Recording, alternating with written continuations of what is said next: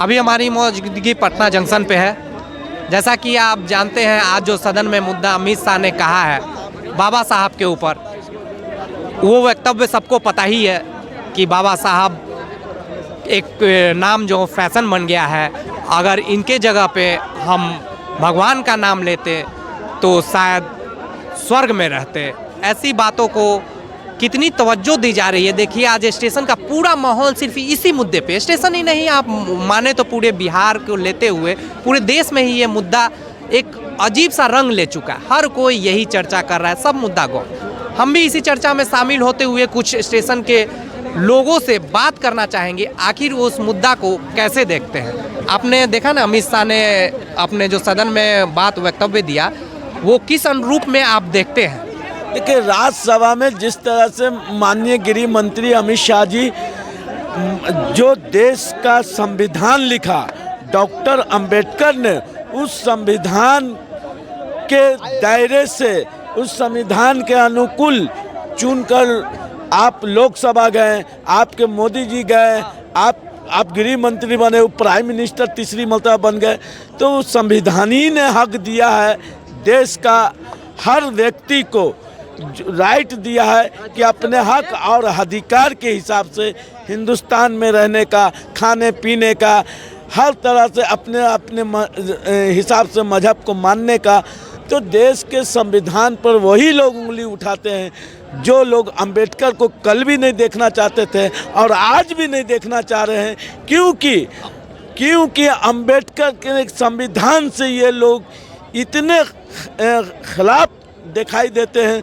वो ये लोग का बस नहीं चल रहा है कि संविधान को चेंज कर दे। भगवान पे विश्वास नहीं है, आप खाली अंबेडकर जी का नाम लीजिएगा। देखिए, हम धर्म के तराजू में न संविधान को तौला जा सकता है, न संविधान के तराजू में धर्म को तौला जा सकता है। मगर आज के नेता लोग क्या कर रहे हैं, देश को बुनियादी मुद्दे से भटकाने में लगे हुए हैं। कभी लेके चले आते हैं मंदिर मस्जिद, बांग्लादेश, हिंदुस्तान पाकिस्तान, कभी लेके चले आते हैं आपको लोगों को धर्म के आग में झोंकना चाहते हैं। बढ़ते बेलगाम महंगाई पर नहीं बोलते हैं, शिक्षा पर नहीं बोलते हैं, स्टूडेंट एग्ज़ाम देता है, पेपर लीक हो जाता है, उस पर नहीं बोलते हैं, रेल का दुर्घटना हो जाता है, रेल मंत्री जवाब नहीं दे पाते हैं। ये तमाम बुनियादी जो ढांचा है हिंदुस्तान का, उसको ध्वस्त करने में 2014 के बाद लगे हुए। देश की आज़ादी में इन भारतीय जनता पार्टी का किसी योगदान नहीं रहा। जब देश की आज़ादी के लिए लड़ा जा रहा था तो ये लोग सावरकर और गोलवरकर का, अंग्रेजों का मुखबरी किया करते थे। आज उसी गैंग के ये लोग सत्ता पे काबिज है हिंदुस्तान के। इनको क्या मालूम है देश के संविधान से। अमित शाह के वक्तव्य को आप कैसे देखते हैं जो सदन में दिए हुए हैं। देखिए भैया, हम तो सबसे पहले आपसे कहना चाहते हैं कि पूरा देश में बढ़िया अस्पताल खोजिए जिसमें कि मानसिकता उनका एक दिन में ही सही हो जाए। उनका मानसिकता बहुत गड़बड़ हो गया है, उनका ही नहीं उनके पूरा टीम का मानसिकता गड़बड़ हो गया। वो लोग बताइए, कभी हिंदू मुस्लिम, कभी मंदिर के नीचे मस्जिद खोजो और मस्जिद के नीचे मंदिर खोजो।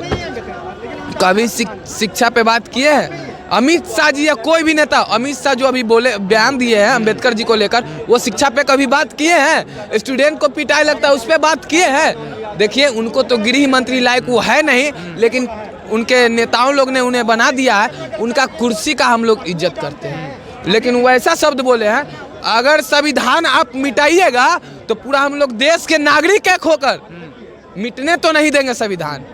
बाबा साहब भीमराव अम्बेडकर के लेकर आप उल्टा सीधा बोलिएगा तो ये नहीं चलने देंगे। हम लोग पूरा देश का नागरिक एक हो जाएंगे।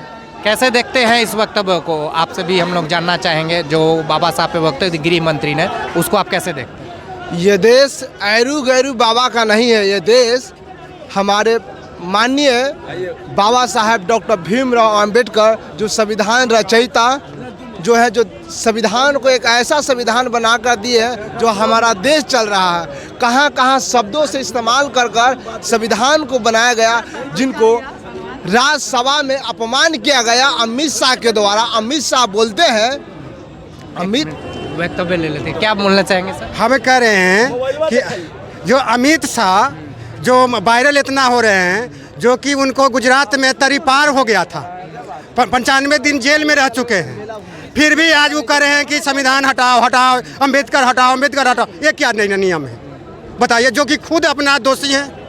ये पहले बताइए क्यों कह रहे हैं?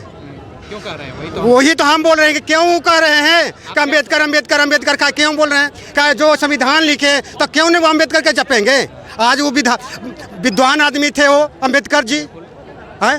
तो आपको क्या लगता है क्यों ऐसा कर रहे हैं? वो नाजायज कब बोले हैं? अच्छा। अमित शाह। अच्छा, हाँ, क्या बोल रहे हैं? बोल रहे थे कि अंबेडकर साहब 8 साल की पढ़ाई मात्र 2 साल में कर चुके हैं। पढ़ाई 2 साल 3 महीने में पढ़ाई कर लिए, उनको अपमान किया जाता है राज्यसभा में। जिनके पास 32 डिग्रियां हैं, 9 भाषाओं का ज्ञान है, उनको भी अपमान किया जाता है। जिनको कहते हैं कि अंबेडकर अंबेडकर अंबेडकर, अंबेडकर ऐसे शेर हैं। अंबेडकर जी ने कहे थे कि शिक्षा वह शेरनी का दूध है जो पिएगा दहाड़ेगा। शिक्षा ये अंबेडकर साहब के वजह से आज हम बोल रहे हैं कि अंबेडकर साहब के वजह से बोल रहे हैं। आज हमारे ये शरीर पर कपड़ा है, ये अंबेडकर साहब की वजह से शरीर पर कपड़ा है।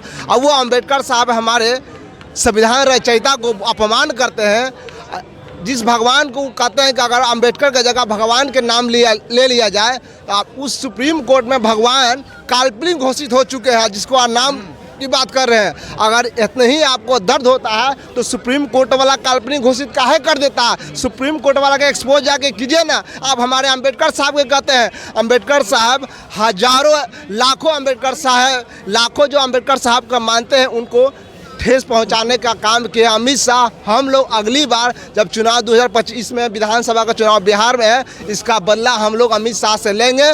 जिस तरह से हमारे अंबेडकर जी को अपमान किए हैं, इसका बदला 2025 में लेंगे। जो अमित शाह बोला है ये